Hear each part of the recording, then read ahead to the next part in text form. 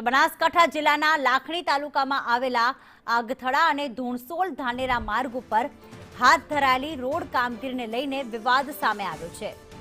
સ્થાનિક રહીશો અને વાહન ચાલકો દ્વારા રોડની નબળી ગુણવત્તા અને કામગીરી સામે ગંભીર સવાલો ઉઠાવવામાં આવ્યા છે।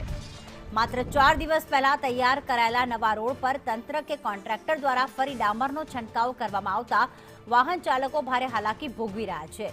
ત્યારે સ્થાનિકોએ નબળી ગુણવત્તાનું કામ છુપાવવા અને ઉખડી ગયેલા રોડને સરખો બતાવવા માટે જ ઉતાવળે ફરી ડામર છાંટવામાં આવ્યો છે તેવા આક્ષેપ સાથે રોડની કામગીરીની ઉચ્ચ સ્તરેથી નિષ્પક્ષ તપાસ કરવામાં આવે અને જવાબદાર કોન્ટ્રાક્ટર કે અધિકારીઓ સામે યોગ્ય કાર્યવાહી કરવામાં આવે તેવી માંગ કરી છે।